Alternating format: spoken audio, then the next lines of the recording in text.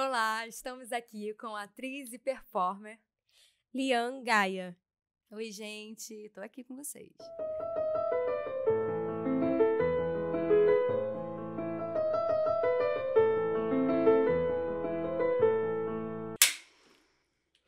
Sejam muito bem-vindos ao Godot Podcast. Eu sou a Luana Jordão. E eu sou a Carol Gomes. Ai, que bom estar aqui com a Lian Gaia. Tô muito feliz de te receber aqui. Que bom, né? A gente tá desde o ano passado tentando marcar um horário na sua agenda. A Luana que falava, nossa, não, estou tentando marcar, estou tentando. Não, Que bom que a gente precisava. conseguiu, estamos aqui. Ai, que Tava bom. meio confuso mesmo ano passado. Ai, que bom que você Muita tá aqui, coisa, né? conseguiu uma brechinha para compartilhar um pouco da sua profissão, da sua vida. E é isso, a gente quer saber de toda essa sua trajetória artística até aqui. Como começou a sua trajetória artística?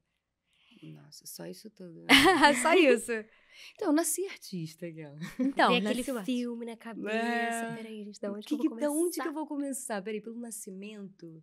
Então, minha mãe... Pelo útero. Pelo útero, né? Não, mas a minha mãe, ela me teve com 8 meses, né? Ela brigou com uma prima dela e eu nasci. Uma briga de porrada mesmo. Aí você falou, vou sair daqui de dentro, eu vou Aí eu falei, defender minha mãe. Eu preciso, exatamente. Tá Eu doida? falei, eu preciso sair daqui. O cenário aqui não tá muito agradável. Né? Eu preciso nascer. Aí, nasci. Mas é muito curioso falar sobre isso, quando que a arte toca, porque eu nasci em um lugar onde a perspectiva de vida das pessoas, jovens, né, periféricos, pessoas indígenas, pessoas pretas, pessoas que são racializadas, né? O lugar onde eu nasci e o lugar onde eu fui criada, arte era meio que uma palavra, assim, quase inexistente, né? Se não, era inexistente. Você nasceu em Belford Roxo, Eu né? nasci em Belford Roxo. Era Minha como se mãe fosse nasceu um em luxo, Belford né? Roxo. Como se fosse? Era como se fosse luxo, assim, arte, né? Era uma não, coisa distante. Não, era muito distante. E era uma coisa como se fosse coisa de gente rico, né? É sempre visto isso, coisa de gente rico. Sendo que a gente já produzia arte de alguma forma. A arte já estava ali, porque a arte, para mim, é uma expressão. É um lugar onde você consegue dar vazão para um sentimento, para uma emoção, para, né, o que vai no canto. Então, a gente já fazia de alguma forma, né? E eu acho que ouvir a minha avó contar as histórias pra gente quando a gente era pequeno, acho que isso foi o meu primeiro contato com o que é a produção de arte, né? Então, a minha avó, ela fazia uma fogueira na rua e vinham várias crianças da rua, assim. E ela ficava ali contando a história dela, contando a história de alguns encantados, né? Que hoje é visto, sempre foi visto, né? Pelo lugar da colonização como algo folclórico, mas são encantados, né? São entidades. E ela falava do Saci Pererê, né? Então, ela falava da mula sem cabeça, ela falava do lobisomem. E ela trazia isso tudo pra gente, assim, de uma forma muito, muito mágica e, ao mesmo tempo, muito... Um lugar espiritual, diria, sabe? Um lugar, assim, Mas era sempre muito bonito, assim, quando ela contava isso. Até os meus 7, 8 anos de idade. Depois a igreja evangélica chegou. E aí a gente teve uma outra leitura, né, desses encontros. Então, acho que a arte ela começou a partir dessas expressões, né, que eu via da minha avó e das danças que eu fazia, que eu tentava imitar as coisas que eu via na televisão. Mas aí foi se desdobrando em vários outros momentos da minha vida, assim, né? Você contava a história também, assim, você... Eu inventava muita história, eu gostava de inventar. Até hoje, assim, eu invento algumas histórias. Essa não é uma invenção. Imagina, gente, no final Essa do podcast... não é uma era tudo invenção. mentira. Essa teatralidade... Essa não é uma invenção, mas... Essa teatralidade da sua avó, de um jeito muito original, né? Uhum. E quando você se identificou e entendeu como uma mulher indígena? Isso porque a gente vai se entendendo, né? Como foi? Foi muito desde muito pequena ou foi algo que você foi construindo e entendendo, vendo sua imagem, vendo que você era um pouco diferente das outras crianças da rua, Até da né, a criação mesmo, né? questão Uhum. física, né? Como foi esse processo para você? Ele sempre foi dito em casa, a gente sempre soube disso tudo, né, isso era sempre falado, assim, a questão da identidade. De forma não tão, ativista, de forma não tão organizada, né, mas isso sempre foi organizada, digo, dentro desse padrão do que é esperado, né, do que a pessoa ela se identifica, né. As A forma como eu estou falando é uma maneira que traz aí um certo conhecimento, né, eu já passei por uma academia, né, eu fiz psicologia, então a minha fala ela vem produzida dos lugares o qual eu frequentei, então eu sou super, eh, como posso dizer, influenciada, atravessada por tudo isso, né, não só a maneira de falar periférica da Baixada. Então eu tenho isso como raiz, mas eu tenho outras influências, né. Assim como a identidade lá, a identidade ela não tinha uma certa organização histórica, sabe, a oportunidade mesmo de a gente poder produzir a nossa memória, o nosso conhecimento, né. Então isso foi muito destruído e apagado, né. Mas minha avó sempre foi uma mulher muito forte, assim, e eu vou encontrar com ela na sexta-feira, depois de 6 anos que eu não vejo minha avó, né. Ah, lá. Então é uma semana muito importante pra gente, assim. E a identidade ela sempre estava ali, a gente sempre sabia disso, as pessoas chamavam a gente de Índia pra lá, Índia pra cá, minha avó sempre contou as histórias. Minha avó sempre trouxe o pai dela, que foi um homem indígena que foi retirado de sua aldeia, de seu território, que perderam as terras na Amazônia, em Manaus. E esse corpo foi adotado, com muitas aspas, né? Foi sequestrado, né? Por uma família que morava no Leblon. E ele, com seus 12, 13 anos de idade, ainda falava sua língua nativa. E ali ele foi ficar na casa dessas pessoas, né? Cuidando da casa dessas pessoas, né? Ou seja, vivendo uma vida ali escrava. Escrava. É, exatamente.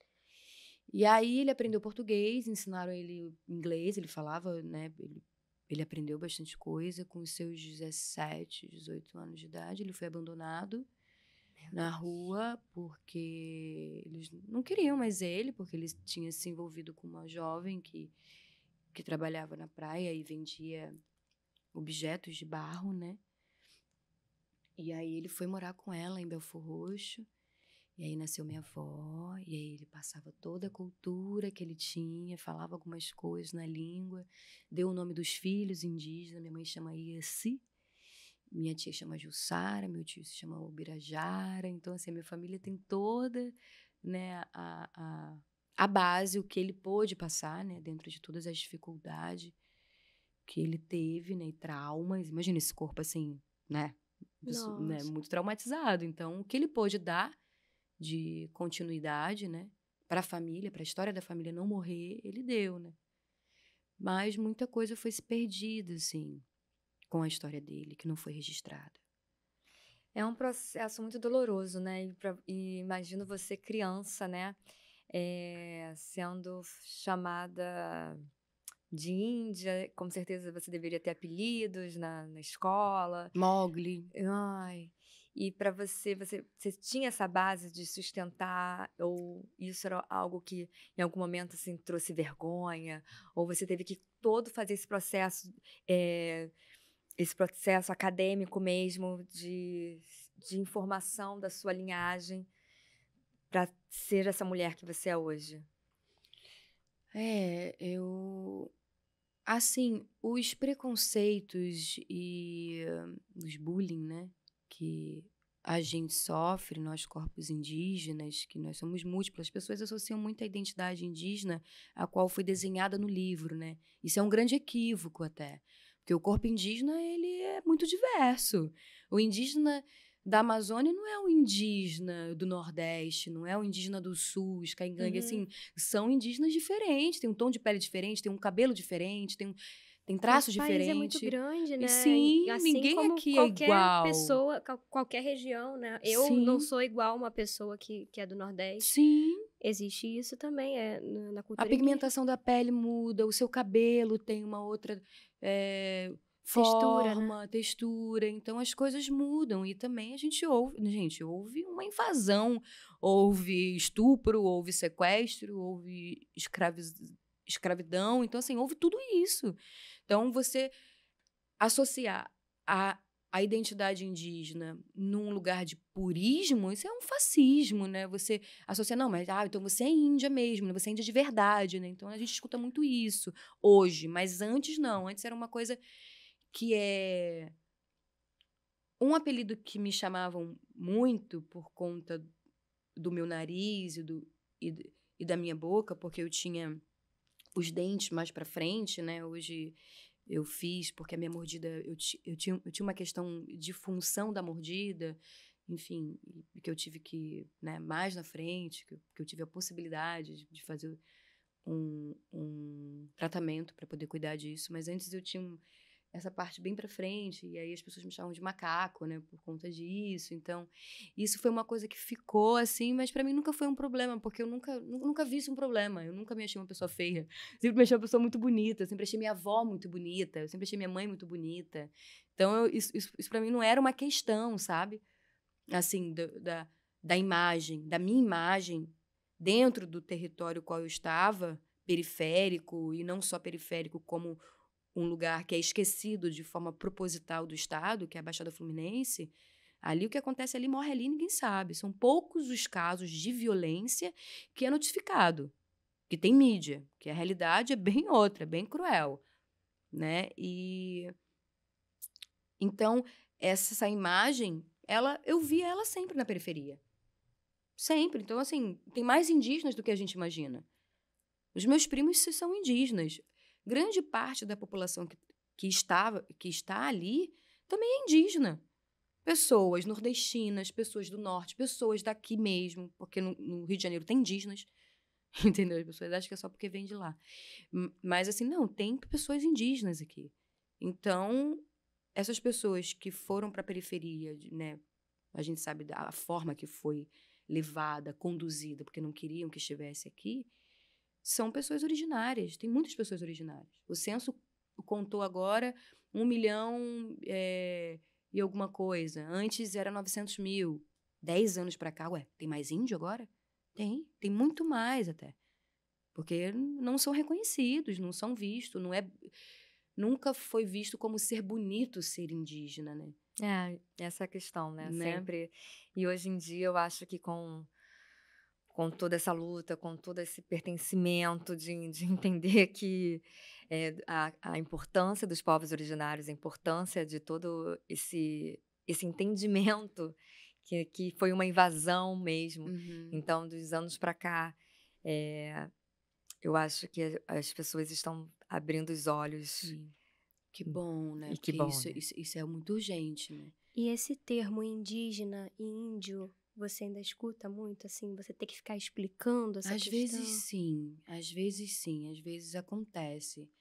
Mas depende muito do corpo que fala, sabe? Às vezes é uma senhorinha, né?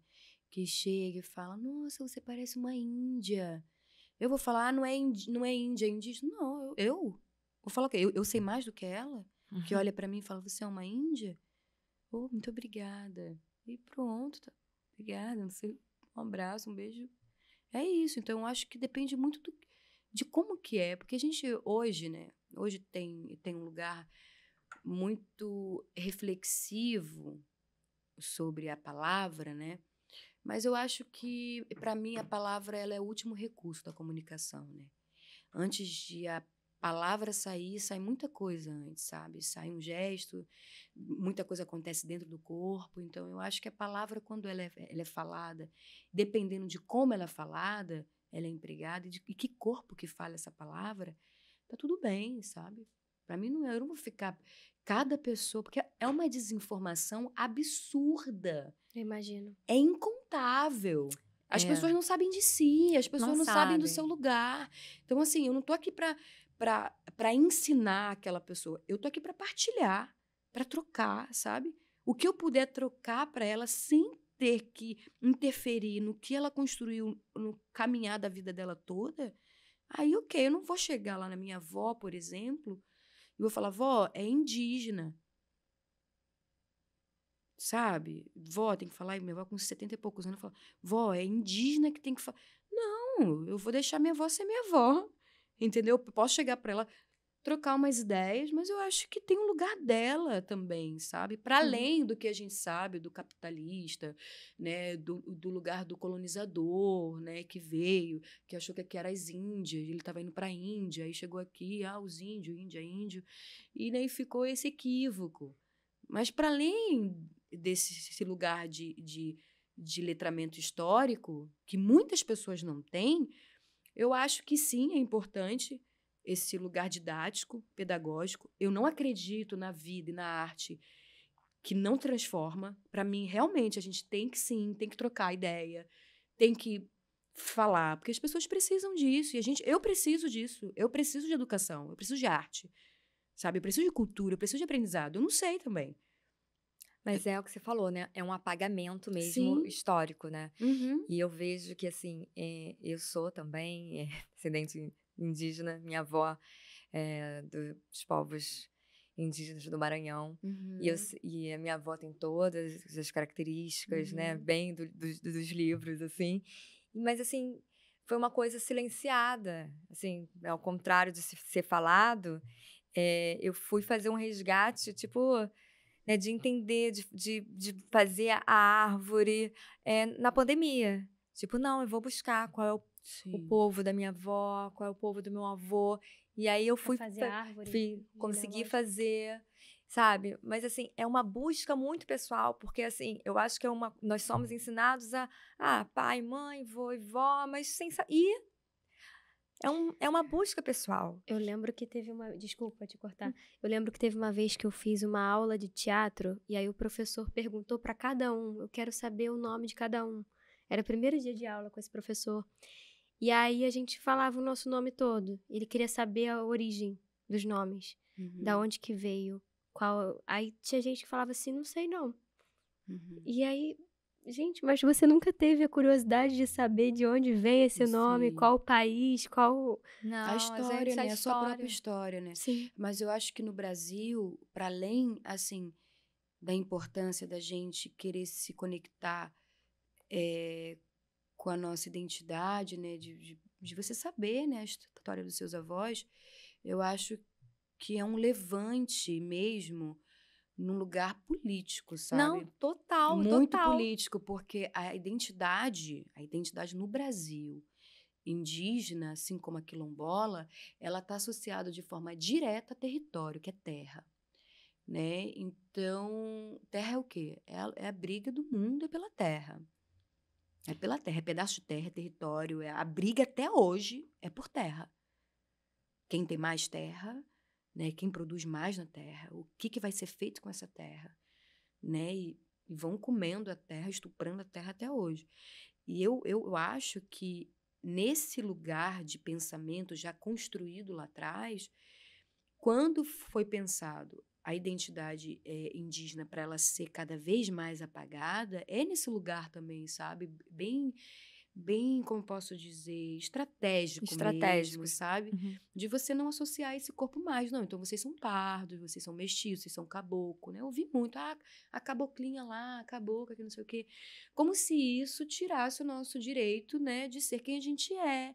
Então, quando você fala, não, eu fui lá na pandemia, né, que é um lugar... Sim, aí eu fui ver, tipo assim, você estava revendo a sua história e o seu direito à terra.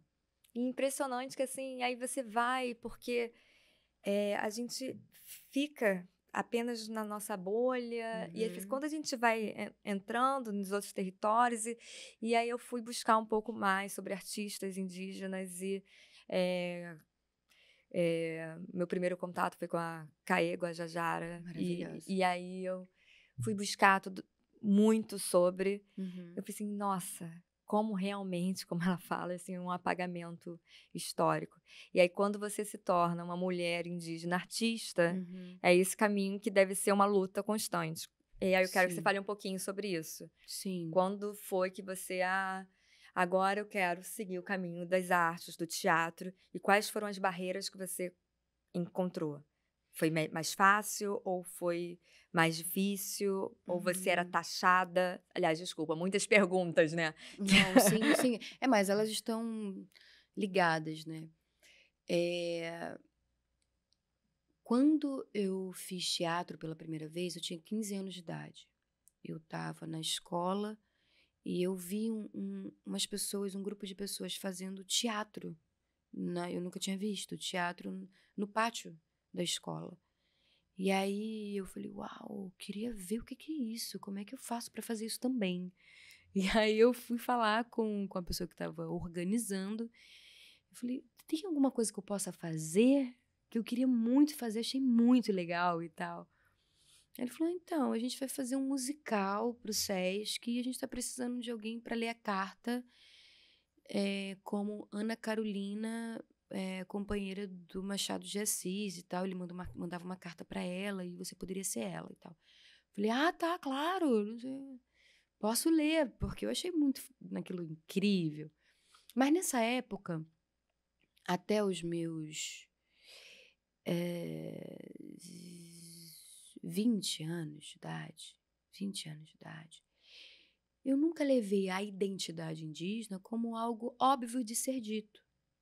Eu tenho 32. Eu nunca levei como algo óbvio de ser dito. Tipo, para mim nunca foi necessário falar que eu era uma pessoa indígena. Nunca entendi que o meu corpo era um corpo político e muito valioso. Eu não tinha dimensão do valor que o meu corpo tinha. Do valor que a minha identidade tinha. Sabe? Eu não tinha essa dimensão. E quando as pessoas falavam para mim, eu tinha um companheiro que ele falava, você tem que afirmar o seu lugar, da sua identidade índia, né? Porque era a forma que era se falada. E aí eu falava, não quero fazer sempre a Índia, não quero ser a Índia. Isso eu sei que eu sou, mas eu não quero ficar fazendo papel de Índia. Medo de estereotipar. Isso eu com 20 anos. Só aquele personagem. Exatamente, eu já fiquei assim, sabe? Então, mas eu não sabia que isso seria tão valioso para mim, que essa conexão de forma forte e de forma total na minha vida, porque o meu corpo o corpo da mulher é um corpo político, o corpo indígena é um corpo político, eu não sabia que isso ia ser tão impactante na minha vida e na vida da minha família. Nossa, é isso que eu ia falar. Entendeu? Eu não sabia que isso ia mexer em tantas estruturas, né? Que hoje o meu sobrinho me vê, o meu sobrinho, ele sabe da história dele, né? Então, assim, tem um impacto, né? De minha avó me ligar quando eu fiz Falas da Terra e falar, eu tenho tanto orgulho que você fala a história do papai, né? Então, Preciso assim, muito falar disso, porque no início da entrevista nossa. você falou essa questão do seu pai, a história dele. E quando eu assisti o Dom, né, eu entendi o que você falou comigo num dia que você veio conversar comigo aqui no estúdio. Sim. Você falou assim, ai, Luana, eu tô contando a minha história, né? É complicado, às vezes eu toco na ferida, mas é importante porque eu preciso falar isso, eu preciso expor, né? O que já aconteceu na minha família. Sim. E a personagem que você fez tem uma ligação muito forte com o que talvez o seu pai tenha passado, né? Do que você falou aqui. O meu bisavô tenha passado. O seu avô. Ele passou por uma situação disso, né? Pegaram ele do lugar dele e fizeram o que quiseram com ele, né? É muito delicado isso. E as barreiras que a gente enfrenta dentro desse meio, assim, afirmando o corpo, é o lugar do rótulo mesmo, né? Porque aí chamam... então a Gaia a gente vai chamar ela para fazer a Índia, né? E aí fica nesse lugar. E a cota, né? Cota de ter que ter um índio ali, né? Tem que ter. Mas não vai deixar nenhum índio. A gente agora tá na moda também. Então tem um lugar também, sabe? Assim, meio perverso também, que acha que tá ajudando, mas não tá. Sabe? E ao mesmo tempo a gente fala, mas não tem ninguém ali. Tem que ter alguém que afirma, tem que ter alguém... Não só alguém indígena, porque hoje, que bom que não temos mais, né? É alguém que vai fazer um papel do indígena, né? Que até pouco tempo atrás tinha alguém que fazia o papel do indígena. Como se a identidade ela fosse uma fantasia, né? Que nem, né, a gente vê. Então, não. É uma identidade. Eu não vou... eu vou ser uma pessoa... eu vou fazer uma branca, eu vou fazer uma pessoa preta. Não, gente. Não existe a identidade do outro, né? Então, eu acho que isso... Tipo blackface, né? Aí puxava o olho, botava uma peruca de cabelo preto, lisa e... Ok. Sim, então as barreiras que eu vejo, acho que hoje, assim, falar, olha, eu existo para além disso. Eu faço outras coisas, eu sou uma atriz, eu sou uma performer, né? E você não necessariamente tem que fazer uma atriz que vai fazer a que essa indie, é a que vai problemática, fazer... né? Não, posso fazer uma outra problemática, posso fazer uma outra coisa, um outro conflito, um outro drama, sei lá, de pau, de outras coisas, né? Sim, problemas, Qualquer você é outra ser coisa, humano. gente. Qualquer coisa.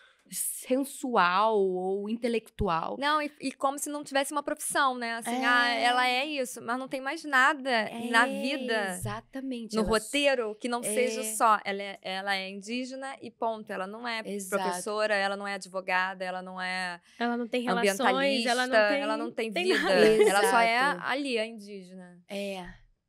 Quando eu fazia participação na Globo, até eu fiz algumas coisas, eu fiz uma vendedora, eu fiz uma presidiária, eu fiz uma barraqueira, favelada, né, que é esses lugares só. E aí, eu não tenho interesse em fazer novela, não é uma coisa que meu coração ele pulsa para isso. E eu deixei isso bem claro, assim, pro meu agente, a gente troca muita ideia sobre isso. E aí surgiu uma oportunidade que uma produtora me chamou, da Rede Globo, e falou, Gaia, você quer fazer uma promotora de justiça?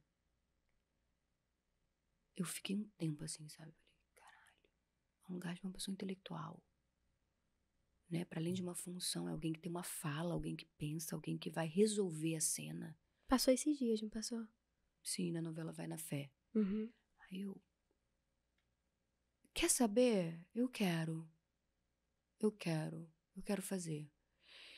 Mas aí passei o contato do meu agente, eu falei, olha, eu não sei se eu quero fazer não, mas assim, bota o meu cachê bem alto, assim, bota a diária bem alta, que é um dia só. Eu vou lá, eu vou ser tratada como um produto, é rapidinho, acabou e pronto, tchau, ninguém olha na minha cara direito, ninguém me dirige, porque é assim que acontece. Uhum. Não fui dirigida. E eu falei, tá, bota o cachê. Aí tal, o meu cachê lá, a diária, era R$1.000 há um tempo atrás. E lá eles renovam a partir de alguns meses, tipo 9 meses, 1 ano, aí você pode renovar, aí você pode pedir aumento. Aí eu falei, pede, sei lá, uns 4.000 o dia, que eu acho que é legal. Aí pediu, aí conversaram, não, 3, botou 3. Ainda não me pagaram, mas fechamos nisso, né? Que bom, assim, sabe? Poder estar em uma outra função, que bom poder pensar de forma, assim, o meu cachê, sabe? De ser respeitada dentro desse cachê também. Falar, menos do que isso, não, entendeu? Então, eu acho que tem um lugar também de que eu tô começando a entender de forma racional o meu valor enquanto uma artista, enquanto mulher, enquanto uma pessoa indígena, periférica, né? Em um lugar de contexto que não esperam a gente, que não veem a gente, né? Porque associam a identidade somente quando a gente está dentro de um território, falando uma língua nativa. Eu me conecto muito com a língua nativa do povo cariri, que é minha parte paterna. E a parte materna é em Engatu, né? Que eu também tenho uma conexão. Mas eu não sou uma pessoa que nasceu dentro de uma aldeia vista pelo colonizador, que o conceito de aldeia é do colonizador. A gente transitava esses países todos, a gente andava, a gente não era povo que alguém falava aqui que você tem que ficar e demarcava. Demarcação, sim, a gente precisa de demarcação, é óbvio que a gente precisa de demarcação de terra, é o mínimo, né? Mas até o conceito de aldeia, de botar ali o corpo ali também é do colonizador, né? Porque essa terra, esse território todo é um território de pessoas andarem, de pessoas circularem, morar, viver, comer, poder ter dignidade. Dignidade, sabe? Eu Básico. acho é o básico. Tem gente que fala assim, você quer ser famosa, você quer ser muito famosa, você quer ficar muito rica, você quer... Como se a fama fosse tudo, né? você quer não sei o que, não sei o que, não sei o que. Eu falei assim, ó, eu quero dignidade. Eu quero dignidade. E se a minha dignidade e a dignidade dos meus ancestrais e a dignidade da minha família que vive na miséria, na fome, eu ser rica, milionária, bilionária e famosa, sim, eu quero. Sim, se a dignidade que me prepararam, que os meus ancestrais me prepararam, é essa, Pra honrar o nome deles, né? olha, filha, não tenho problema nenhum com isso. Eu acho que a reparação ela tem que acontecer. Então, sim, pretendo dar dignidade pro meu corpo e pro corpo da minha família, pros meus, para vários parentes. Então, é uma meta, assim, sabe? É um objetivo. E você, como artista, performer, qual foi a sua performance que você pensou? Como que você pensa cada performance que você faz? Eu nunca ganhei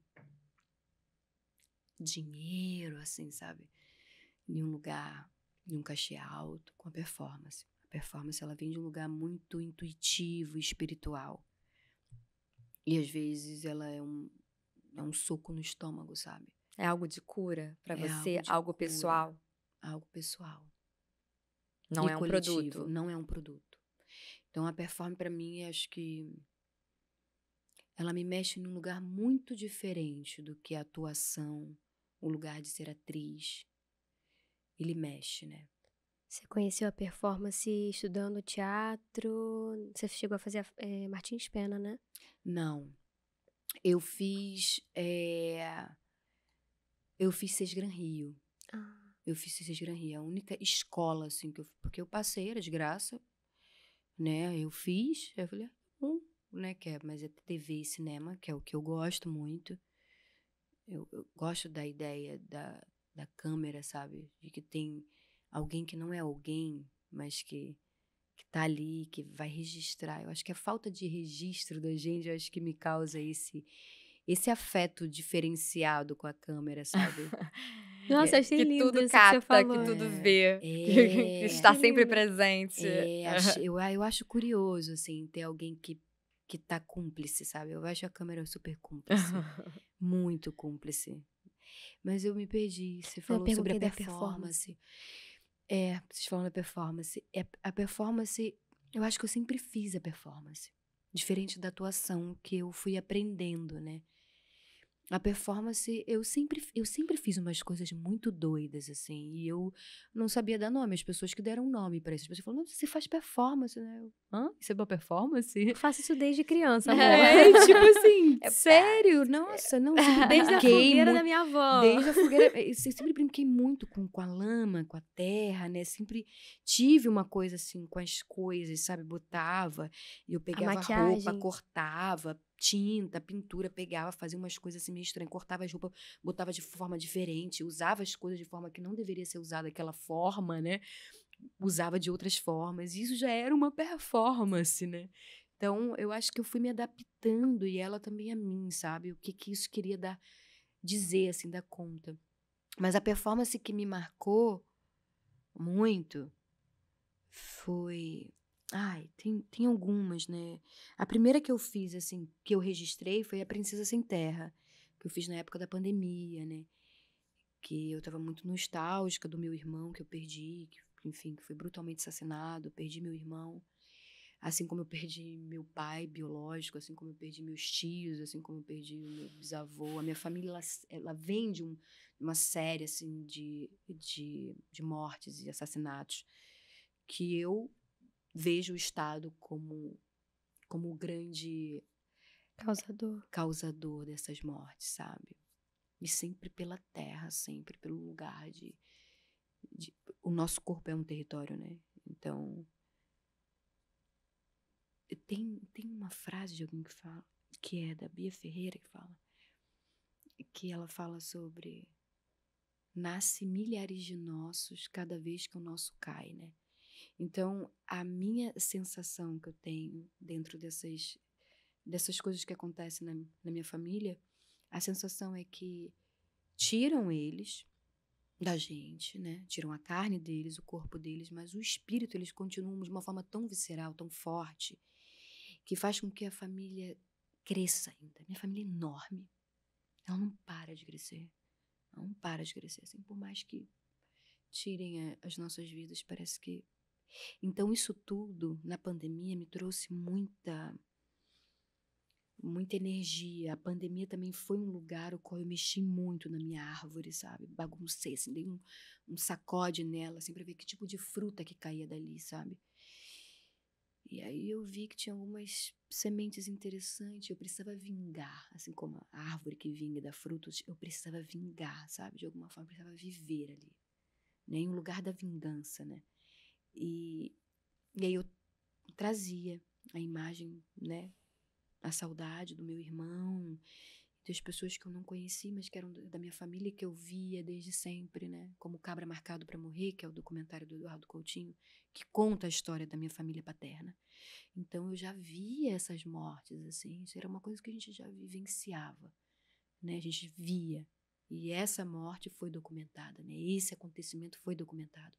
Então o povo cariri da minha família paterna, né, isso teve ali algum registro. Da minha família materna, a gente tem pouquíssimos registros, assim, do que poderia ter sido, do que foi, do que, sabe? Então, a gente tem pouquíssimos. Então, a Precisa Sem Terra foi um ponto crucial, assim, para dar início de forma mais organizada às performances que eu ia desenvolver depois. Aí, depois veio várias, veio baile, veio bibliofagia, veio outras, assim. E saíram e a última em agora... alguns jornais, não foi? Sim.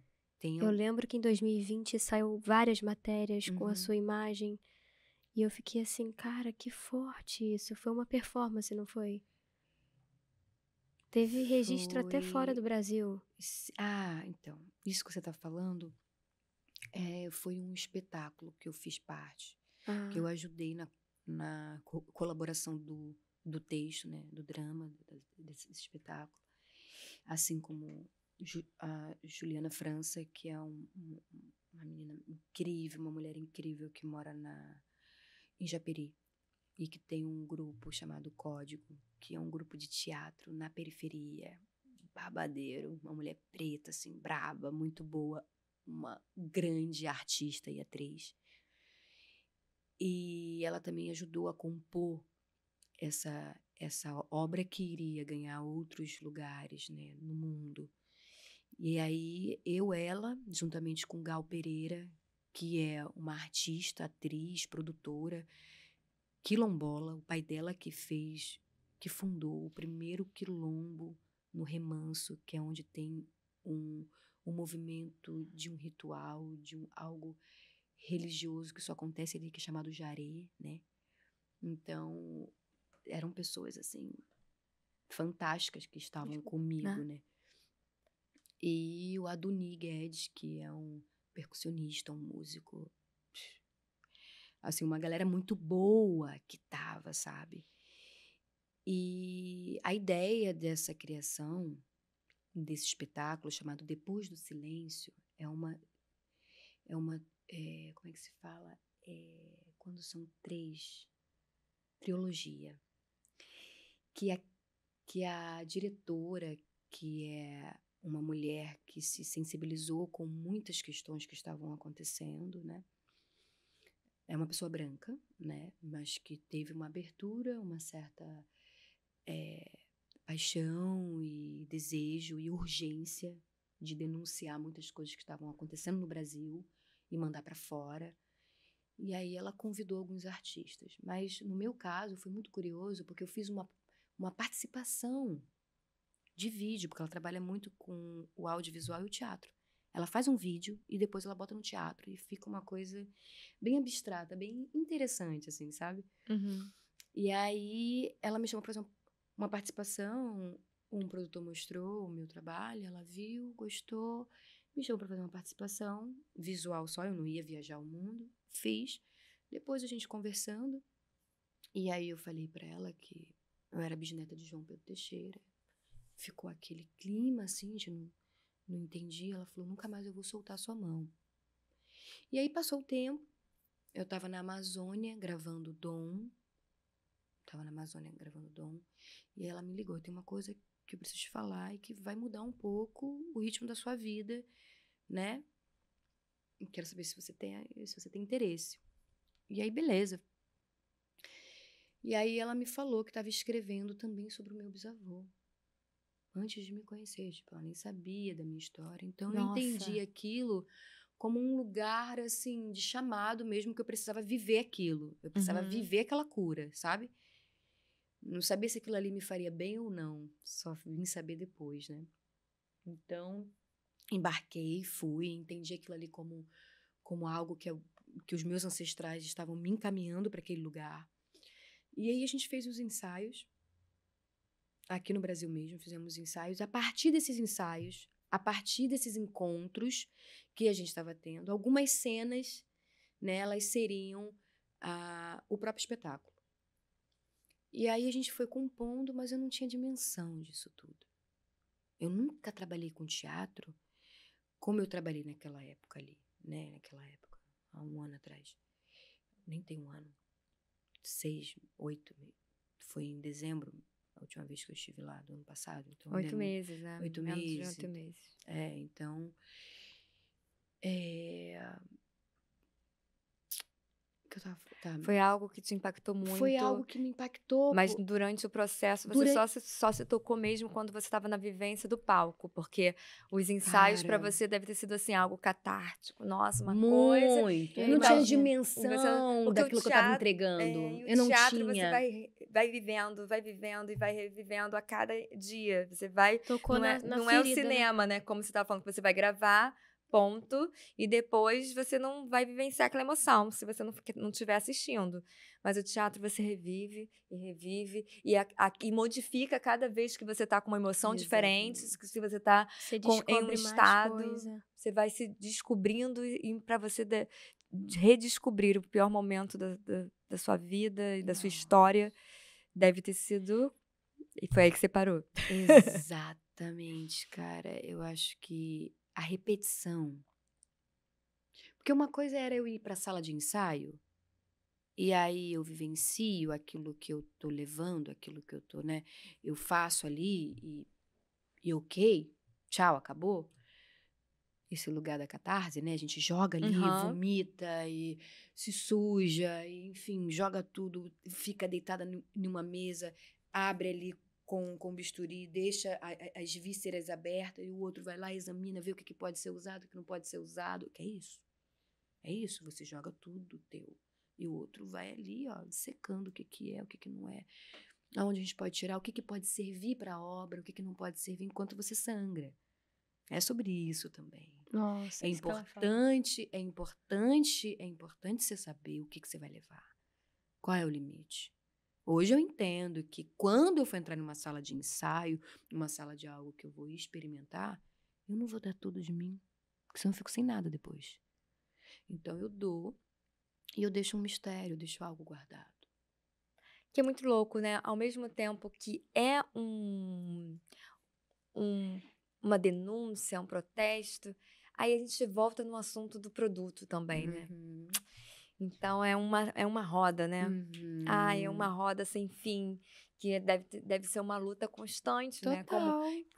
Que é impossível, que você fala assim, meu corpo, não sabia que meu corpo era um produto, e mulher, indígena, e aí você, né, colocou a sua vida para a obra, então tem que estar com uma saúde mental muito boa, né, Gaia? Muito. Terapia em dia. Aí vem o lado psicóloga, né? Que a Gaia é psicóloga Não, também. Então, assim, a terapeuta, você tem que ter uma terapeuta ali pronta para você. Mas sabe uma coisa que eu assim, desdobrei muito desse trabalho, desse processo, desse trabalho, que foi um trabalho profissional, né? Eu fiz muitas coisas, assim, amadoras, né?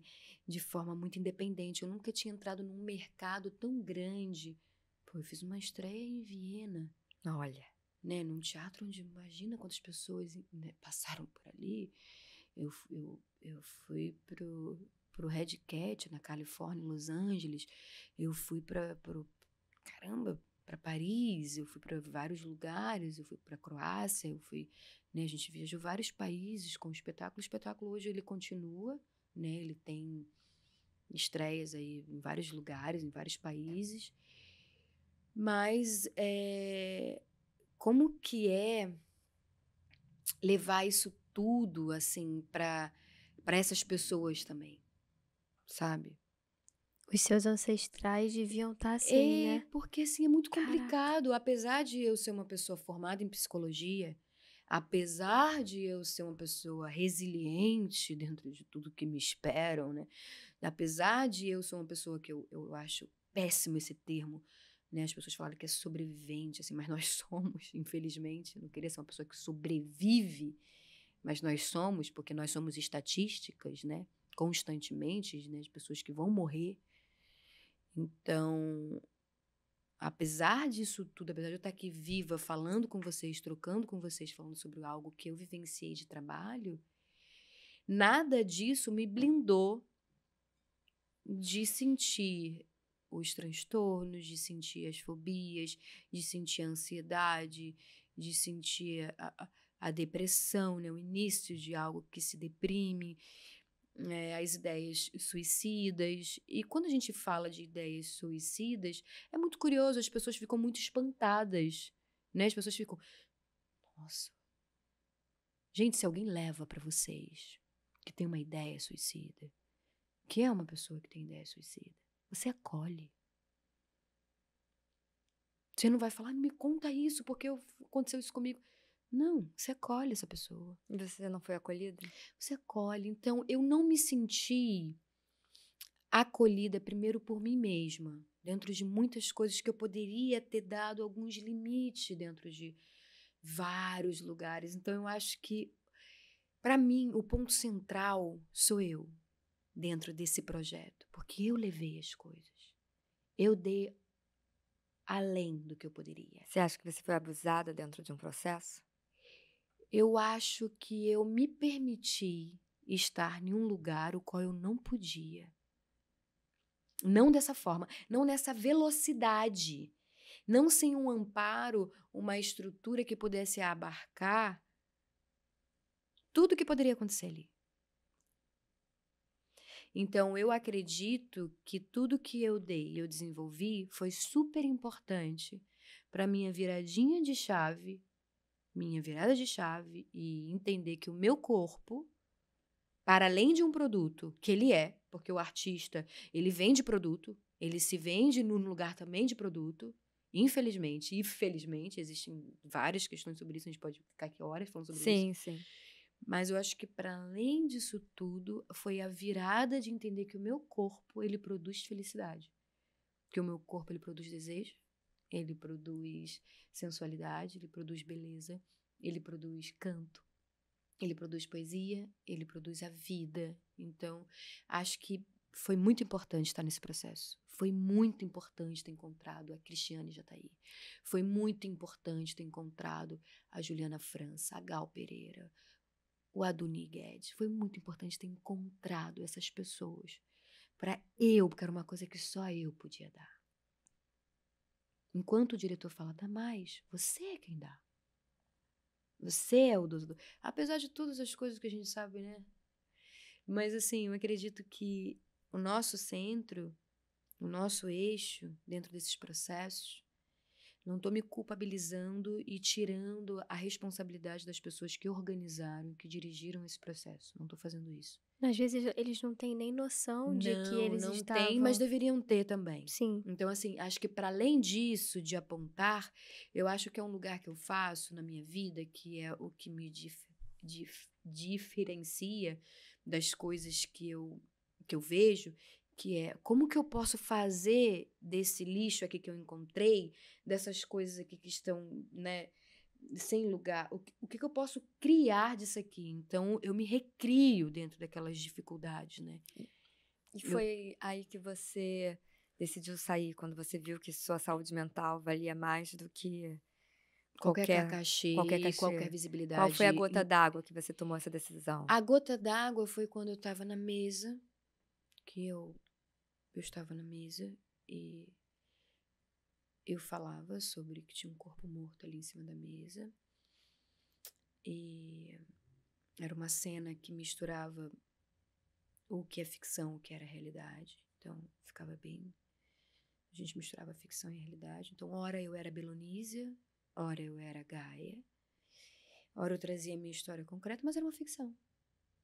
Mas era uma ficção que batia de frente com os meus traumas, com as minhas dores, com a minha história, com o meu povo. Então, isso tudo foi uma coisa que, né, mexeu muito com todas as estruturas. E quando eu estava sentada na mesa, que era bem o início, e aí foi passando, eu estava sentindo umas coisas, assim, que eu não estava muito confortável, sabe? Espiritualmente. E fisicamente eu não estava confortável de estar sentada de frente àquela mesa. E aí eu senti de uma forma tão forte, assim, a presença de um ancestral meu. E tudo que eu sentia de energia e de sensação era que eu levantasse daquela mesa. Que eu saísse, que eu fosse embora. Isso vai ser durante a cena? Durante a cena. E eu acredito que eu fui uma pessoa bem diplomática. Foi uma pessoa que, dentro da minha performance, dentro da pulsação instintiva que é dentro de mim, eu teria saído desse projeto de forma bem diferenciada. Mas eu fui menos instintiva e fui mais castrada, sabe? E usei o recurso do branco, né? Usei o recurso da branquitude, assim, pra falar, olha, eu tenho que sair porque eu não tô me sentindo bem. Eu tô mal, eu adoeci. Eu adoeci e eu preciso sair. Então, eu acho que só a gente vai saber o nosso limite e a gente precisa de muita coragem pra poder dar um não. E aceitar que a gente não pode mais fazer aquilo. Não foi fácil, assim, sabe? Então, fazer do seu ponto de vista também, né? Uhum. Sim. Quem sabe um dia. Não sei quando que eu volto pro teatro, não. Eu acho que isso mexeu comigo de forma muito, muito forte, assim. Você precisa de um tempo, digerir isso, porque é muito recente, né? Eu não sei quando que eu volto. Eu recebi uma proposta agora de um querido que me convidou para poder fazer um espetáculo que inclusive estreia amanhã no eFutura, com 2 atores gigantes, assim, do teatro. E aí eu tenho algumas coisas para fazer, né, do audiovisual. Eu tô me preparando para fazer um filme. Eu tô me preparando fisicamente, porque precisa ter mais braço, mais corpo. Então, eu sou uma pessoa bem magrinha. Eu tive que pegar mais massa muscular para poder viver essa personagem. E aí eu falei, não, eu não vou conseguir, mas eu posso te indicar algumas pessoas. Aí eles vão estrear e mas eu recebi esse convite assim um pouco já tipo, será que eu consigo voltar ao teatro, voltar ao palco? Será que eu faço isso? Será que é isso que eu quero pra mim? Ah, quando você voltar, você vai saber que é o momento e vai ser um momento lindo.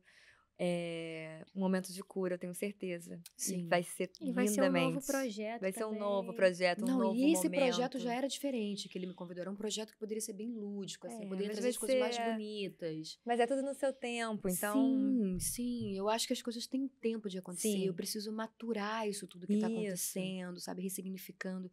Mas a performance eu já voltei, sabe? Eu já voltei com a performance, eu já voltei com audiovisual. Então eu já tô fazendo algumas coisas que pra mim, sabe? Elas são mais... Assim, a câmera, ok. Ela não me feriu tanto, né? Então eu tô um pouco assim com o teatro. Peraí, deixa eu entender com que permissão eu entro, sabe? Com que licença eu entro a esse lugar meu e dos meus ancestrais, né? Porque teatro é uma coisa ancestral, a gente sempre viveu o teatro, o ritual sempre aconteceu, Uhum. né? E você, já que você gosta tanto assim da câmera, né? Você pretende também trabalhar por trás da câmera? Você tem essa vontade também? Ou só mesmo como atriz, performer? Então, eu tenho uma produtora independente com o meu companheiro que se chama Nauá Filmes, né? É uma produtora que ela trata das questões originárias. E a gente fez alguns trabalhos, o qual eu dirigi também. Então, a gente está para lançar um documentário. Inclusive, a gente até falou sobre isso, queria muito trocar com você até. A gente está precisando de alguém que faça uma edição, assim, bem dinâmica, né, para esse trabalho que eu dirigi. Então, eu gosto muito da ideia também de trocar, sabe? A direção, de entender um pouco da luz também eu gosto. Eu acho que é um pouco de tudo, né? Eu acho que a gente está entendendo como que funciona. Geralmente a parte de áudio, a parte mais elétrica, assim, pra mim é muito confusa ainda. Mas nada impede de a gente também, né, dar umas olhadas, assim, e tentar aprender, né? Porque eu acho que tudo é válido, cara. Eu não tenho uma restrição, eu tenho que fazer isso. E talvez, um olhar de diretora, Uhum. você não vai precisar se ferir tanto, talvez, né? Porque aí você vai chegar com as tuas ideias e você vai olhar de fora e... Também. Acho que a gente precisa, eu acho que isso também é um lugar de informação que a gente precisa de mais. A gente precisa de diretoras indígenas. A gente tem aí, a gente tem a Por isso que eu tô Graça, falando, que eu acho que é... Guarani, né? A gente tem algumas pessoas aí que são bem a Olinda. A gente tem umas parentas aí que trabalham na direção, que são muito boas. Eu acho que a gente carece muito, o mercado carece muito dos corpos originários em várias áreas. Não dá pra gente ser só o produto que está sendo explorado como imagem. A gente tem que estar em Todas todas as as áreas. funções, sabe? Então, eu acho que é um caminho, assim, que a gente está trilhando, que é muito ainda invisibilizado. As pessoas têm muito fetiche com o corpo originário, é muito 19 de abril, sabe? É muito, vamos fazer alguma coisa, vamos botar um índio aqui para botar um cocá e tal. Mano, eu não tô com uma pena aqui, sabe? Eu tô com a minha cara, tô com a minha pele, eu tô com o meu espírito. Às vezes eu tô de cocá, às vezes eu tô pintada, né? Que é uma proteção pra gente, é importante. Mas às vezes eu não deixo de ser, eu não perco a minha força por causa disso, sabe? Eu não perco a minha identidade por causa disso. Então, acho que tem muitas coisas que ainda tem que ser desconstruída a respeito desse corpo que retoma a sua ancestralidade, que retoma o seu lugar por direito, que reivindica o seu lugar, né? Sobrevivente, né? Sim. Porque é um corpo que sempre foi tão explorado e ainda é, como a gente acabou de todo o seu relato, e é um corpo que tem que botar o seu pé firme cada vez mais no entender que ele pode ser, sim, dentro da academia, dentro de toda a estrutura da branquitude, entendeu? Que pode estar em qualquer lugar, né?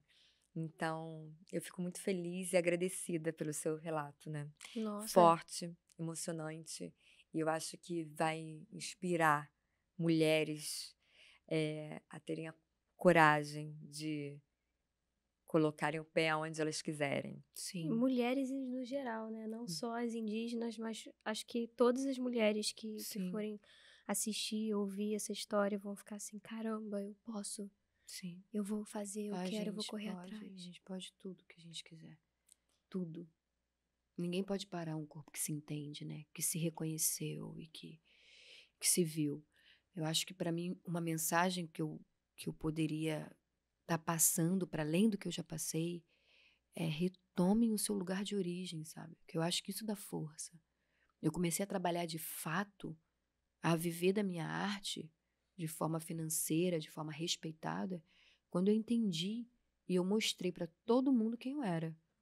Então, não fiquei tentando colar alguém, né? Eu falei, peraí, eu preciso entender por que meu povo foi tão empobrecido. Foi daí que veio também um lugar mais forte ainda de se afirmar, sabe? Quando eu vi que a minha família tava numa miséria tremenda, eu falei, mas por que a gente é tão pobre? Por que a gente é tão empobrecido? Por que empobreceram a gente? Por que a gente é tão fudido, cara? O que aconteceu? E aí, fuçando, cheguei lá, ó. Perdemos a terra aqui, papai veio dali, lutamos pela terra aqui, pela reforma agrária, perdemos isso aqui, fulano foi assassinado por causa disso, o outro foi por causa disso. E aí eu fui entendendo o porquê que esse povo todo, né, perdeu tudo. perdeu os dentes, porque muitas pessoas não... Minha mãe, é muito curioso, porque esses dias eu fui levar minha mãe no médico, e minha mãe, o médico perguntou pra ela, com quantos anos que a senhora começou a perder os dentes? Minha mãe começou a chorar, uma pergunta prática, objetiva. Minha mãe falou, com 12 anos, doutor. E aí isso levou ela a um lugar de memória, que era um lugar o qual nem o direito à dignidade... É por isso que eu falo da dignidade. Eu quero levantar o meu povo. Eu quero me levantar. Eu faço isso por mim, faço pra caralho isso por mim. Mas eu faço isso por cada um dos meus que caíram. Eu faço isso por cada um dos meus que viveram, que estão de pé. E eu não vou parar enquanto eu não chegar aonde que eu tenho que chegar. Que não é por mim, eu carrego muita gente comigo. Muita, não é pouca, não. Minha irmã me ligou esses dias, cara. Hoje eu tava orando aqui pela sua vida. Eu falei, obrigada, mano. Eu falei, pô, eu tava até com meio... Aqueles dias que a gente fica meio assim, existencialista, né? Ai, meu Deus, eu vou pra existência. Eu falei, não, muito obrigada por você fazer isso e tal. Pô, você é sempre muito generosa fazer isso. Eu falei, não, mana, tá tudo certo. Não tem que me agradecer, não. A gente tem que fazer isso um pelo outro. E hoje meu sobrinho tá chegando na minha casa, porque eu vou fazer um vídeo dele. Vou dirigir ele. Pra quem sabe ele passar em um teste aí e conseguir. Ele é um artista. Quantos Luca anos? é um artista, Tem cara. quantos anos, seu Maravilhoso. Eu sobrinho? acabei de fazer uma performance com ele em Brasília. É. Ele tem 9 anos de idade. E é um artista nato. A gente já identifica, né? a Ele é um criança quando- artista. Ele fez a participação comigo lá, né? Que Ele, legal. no primeiro... Na segunda peça que a Cristiane me chamou pra fazer uma participação. E aí a gente fez lá. Depois ela perguntou, quem é a mãe do Luca aqui? Aí minha irmã, ela, teu filho é um artista, ele tá pronto. É um garoto, assim, que tá muito aberto, sabe? Pra aprender, pra ouvir, pra articular. Ai, que lindo. É um curumim maravilhoso, assim. E eu tô muito feliz de poder ser referência pra ele, de poder mostrar pra ele aonde que ele tem que ir, sabe? Olha, né? Os nossos ancestrais fizeram isso e eu tô fazendo isso aqui, e aí você vai fazer aquilo ali, tá? Você continua, vambora. Então, acho que é sobre isso também, né? Sobre a gente acreditar e passar, porque não dá pra reter uma ideia. É tua continuidade, né? Sabe, você vai passando, cara, vai passando. O que Com você tem de certeza. repente, alguém que sabe de uma outra coisa que uma outra pessoa precisa. Por que você não vai Vou dar falar, a mão cara? pro outro, né? Fala, olha só, você queria fazer um book? Cara, eu fiquei sabendo que tem uma pessoa ali que pode te ajudar e tal coisa. Gente, é canal, é ponte, vamos abrir o caminho. Porque se você abre o caminho dos outros, você abre o seu também. Com Isso certeza. é isso, sabe? E Eu o não acredito meio de forma diferente. artístico é difícil. Então, assim, se Aham. você puder dar a dica de pessoas boas, Sim, porque senão às Gente, vezes entra em honestas. lugares, honestas, entra em né? lugares e fala, mas não, você não tem que pagar para poder entrar em uma agência. É. Entendeu? Você não tem que pagar, você que tá ouvindo, a sua filha, seu filho, você não tem que pagar para poder ser modelo, ser ator, ser artista. Você não tem que fazer aquele book de 5 milhões de reais pra poder Você fazer. pode chamar alguém que tire fotos e você apresenta na agência, você apresenta nos lugares e essa pessoa vai lá e vai fazer e vai ver o teu trabalho e vai te chamar para trabalhar. Eles que têm que te pagar. Então, às vezes são coisas pequenas que as pessoas não sabem e entram em grandes furadas assim, terríveis. Muitas furadas. Então, por isso que é importante saber, você não precisa pagar para ser quem você é, meu filho. Eles têm que te pagar para ver a artista, o Eles artista. vão ganhar em cima da porcentagem que você vai Exatamente. ganhar no trabalho que É ele indicar. Isso. Exatamente. Gaia, então quais são os próximos passos breves agora, profissionais? O que a gente pode esperar? Ai, Ver você na gente. telinha? Então, eu tô agora treinando, né, pra uma personagem, eu tô fazendo exercício físico, meu corpo precisa mudar, eu preciso chegar em um tipo de corpo, né, um pouco mais forte, levemente, assim, definido, musculoso, para poder vivenciar uma personagem que é bem forte, bem potente. Eu não posso falar sobre, mas que legal. Olha só, Você é gente. bonita? Não posso Né, falar não posso falar sobre. Não posso falar sobre. Oi. Nossa, aí, ó. Mas Sem em breve spoiler. Tô vocês sabem. vendo a Vitória chegando, minha gente. Mas em breve vocês saberão. Em breve vocês saberão, com certeza, irão ver. Mas é bem bacana, assim, porque não tá associado somente... Sempre vai estar associado à ideia indígena, porque eu sou uma pessoa indígena, então a identidade está ali, mas é associada a uma pessoa que é uma atleta, né? Que tem um lugar assim, então eu acho bem interessante. Que legal sabe? também você poder mudar o seu corpo pra fazer um Sim. personagem e tá tão disponível assim, né? Sim, sim. Eu nunca fiz nenhuma atividade física na minha vida. Nunca. Nenhuma. Sempre quis fazer quando eu era criança, fazer Chegou alguma a coisa. hora. Nunca tive a oportunidade de fazer. Aí agora eu entrei na academia. A gente Academia. precisa, às aquela coisa vezes, de de uma pegar pessoa peso. falando que a gente tem que fazer alguma Cara, coisa, né? Ó, tá chegando, ó, uma bracinho aí, ó. treinadora. Que isso, Ó, já tá chegando. chegando. Tá ótimo. Abraço. Uma treinadora que tá comigo ali direto, que é a Camila, que me treina. Tá ali todo dia, a gente tá ali. De segunda a sábado a gente treina. De segunda a sábado a gente treina. Maravilhosa. Então, assim, pra poder viver essa personagem no cinema. E tem uma outra também, que vai vir pro ano que vem, que é uma coisa que a gente já tá planejando há alguns anos, esse trabalho. E ele vai se materializar no ano que vem, que também é uma guerreira. E aí eu tô nesse lugar de viver as guerreiras. E um grande sonho meu, se falar sobre personagens, coisas que estão vindo, é poder interpretar a minha bisavó no cinema, né? Nossa. Esse é um sonho meu, assim, um dia a gente vai chegar lá onde esse filme vai acontecer, sabe? Vai sim. E aí eu quero muito vivenciar, assim, minha bisavó, quero fazer ela, sabe? Vivenciar essa guerreira. Minha bisavó tem 97 anos de idade, é viva, mora na Paraíba. E quero muito poder vê-la também esse ano. Ai, minha É isso, avózinha. gente. Minha avózinha fez 100 anos agora. Caramba, em julho. gente, que especial. Então eu também tô nesse lugar de, ai, minha Sim. vovó tá com 100 anos e ela tá ainda, tipo, falando, conversando, Sim, andando. E eu que tô, tipo, maravilhosa. Que lindo. Nossa, gente, poder... a gente tem que levar, né? Tem que valorizar esses momentos. Sim, e elas poderem viver com dignidade, né? Assim, com o básico, né, gente? Com o básico que é muito importante, que é a família. Não é o básico de ser o mínimo, não, mas o básico de ser a estrutura, a base, o básico de base, né? De estar ali com a família, de estar ali com os filhos, né? De poder ter alguém com quem contar, porque nessa idade a gente tem que ter a nossa família ali perto da gente, né? E a nossa biblioteca, é a nossa anciã, é a nossa coisa que ela viu, ancestral. né? Poxa, imagina quanta coisa passou, quanta coisa ela tá vendo também se modificando, né? Ela vendo assim, poxa, caramba, as coisas são possíveis. Então, eu acho que tem muita coisa bonita pra vir, sabe? Eu tô muito otimista, assim. Ai, a Eu gente tô fica bem muito feliz. otimista. Tô bem Ai, Gaia, otimista. olha, muito obrigada por você Nossa. ter vindo. Cara, eu que Obrigada, agradeço. Cara, eu que tô- bom, que bom que eu vim, que bom que deu certo, que bom que a gente tá aqui. Nossa, que bem. Ela com esses brações agora, ó, toda Cuidado, amarrada. Tá chegando. E a gente tem um presentinho pra você não esquecer da Que gente. fofa. Tomara que você goste. Gente, pode abrir já? Pode. Que legal. Gente, o que é isso? É uma cachaça não, né? Aquela É. Nossa, e eu gosto de cachaça, tá? Aí, ó. Uma cachaçinha. É. Nossa. Tomara que você goste. Só não vou tomar agora, gente, também, né? Mas Porque eu tenho que malhar. porque Eu tenho que malhar. Tem uma dieta a ser cumprida, né? E eu tenho que malhar Nossa, amanhã. muito obrigada, amei. Ai, E nós isso, agradecemos. muito né? obrigada, de verdade. Assim, Nossa. é por isso que eu queria tanto que ela viesse, porque eu sabia que ia ser rico, que a gente ia aprender muito com você. Ai.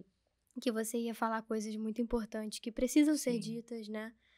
E tomara que as pessoas de casa também tenham escutado até aqui Sim, a entrevista. Eu tenho certeza que sim, porque... tomara, né? Nossa, eu tô Que a gente aqui... vai trocando, né? Esqueci que tinha que encerrar a entrevista. Ai, gente, mas é isso. Ah, uma outra coisa que eu não contei, que tá vindo também. Eu tô musicando as minhas poesias. tem um lado Gaia poeta. É, eu tô musicando elas, tô musicando, tô Ai, botando que música lindo. pra minha vida, sabe? E a Gaia, ela tem uma voz que ela vai chegando assim. A gente tava aqui super assim.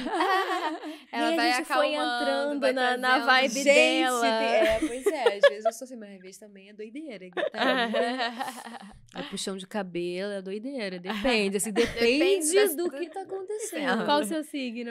Peixes. Ah, Mas o também. ascendente é escorpião. então eu entendo. Não tem uma música do. Acho que é do Renato Russo que fala: não confiem em peixes com ascendente escorpião. Gente, mas, né, também. Não sei qual foi a pessoa que fez a sacanagem, né? Eu sou escorpião. Ai, gente, eu amo. Ai, obrigada, Gaia. Eu que agradeço, gente. Nossa, tô muito feliz de você ter compartilhado sua história, Que bom. sua caminhada. E que vai ser só prosperidade Sim. e felicidade Pra e gente. abundância pra Chega, você e chega pra de sua só dor, família. eu E É. não desista do teatro, que eu sei que você ainda tem muita coisa pra Vou fazer contar. as pazes com ele. Vai fazer Sim. sim no momento Dá um certo. tempinho, Sim. respira. Daqui a momento pouco certo. vai chegar o momento Vai certo. chegar, a gente vai se Vai ter encontrar e muito vai ser cinema aí pra bonito. você fazer. É, vamos fazer um ainda. cinema. Vai ter muito cinema. Vamos fazer pra deixar uns registros aí, fazer umas guerreiras, né? Isso. Fazer umas gostosas, umas É, maravilhosas, isso né? aí. Mostrar que a gente é boa, linda, maravilhosa, inteligente. Isso aí. Você pode fazer o que você quiser, meu anjo. Exatamente, também acho. E é isso. Obrigada a você que assistiu até aqui a entrevista. Não deixe de se inscrever no canal, curtir o vídeo, que isso é muito importante pra gente. Seguir o Godot _podcast no Instagram. Seguir as nossas redes sociais também, que eu coloquei aí. Seguir a Gaia, Lian Gaia, né? Isso, Tem Lian algum- Gaia. Só Lian Gaia. Isso. Isso, eu vou botar aí na tela pra vocês. E é isso, pessoal. Obrigada.